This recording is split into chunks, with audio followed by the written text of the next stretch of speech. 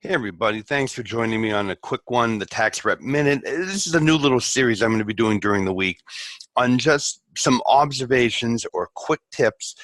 And I want to mention something to you, the IRS exam walkthrough and why this is so important, all right? The examiner is going to want to physically go and see the business. So if you've never been through an IRS exam before, it's routine.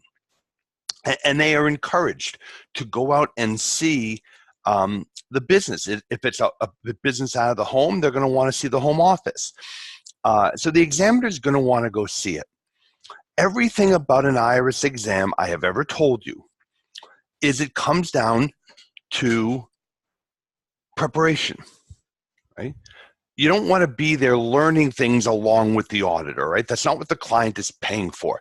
They're paying for our expertise. Well, you can't bring that to bear if you haven't looked at everything and absorbed it and strategized. So one of the things you're going to do, knowing the auditor wants to go and do a walkthrough at the business, is you need to go in advance and walk through the business and see what the auditor is going to see and look at it the way the auditor is going to look at it. And I'm going to give you a quick example. It was a refurbished, it was an old house. They had turned into an office.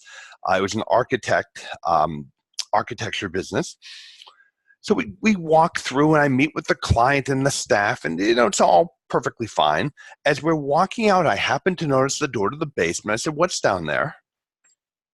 The client said, "Oh, we just, that's where our storage is. We keep the files." So can I see it? He was like, "Okay."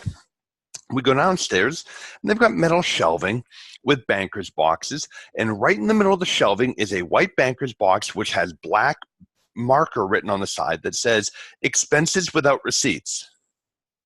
So what's that? He said, well, the guys who are out like running around the field, sometimes they'll come in and tell us they spent X, spent Y, and they don't have the receipt with them. So we make a note of it on these pads, and we keep them in there in case we ever have to go pull it out. Look, we don't leave it here. Now, first of all, let me just make this clear. We never destroy records. We're not committing crimes, right?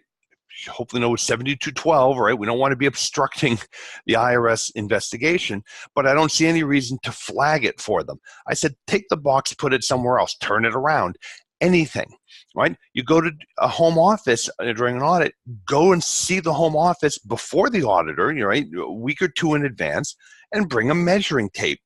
First of all, let's see how much square footage it really is. But number two, where is this home office? Is it truly a home office, and what's in there? Okay, right? Does it meet the qualifications as a home office? Is it truly a room set aside purely for business, or did they stick the desk in the corner of the living room and there are kids' toys around it and the TV and the couch, right? Which won't qualify, obviously, unless you're running a daycare. A daycare or an elder care is allowed to have what's called mixed use. Otherwise, it has to be purely for business. Does it meet that? Right? Or do you go there and yes, it meets it, but they also have a surfboard with a camera on the end of it. I had this, don't laugh.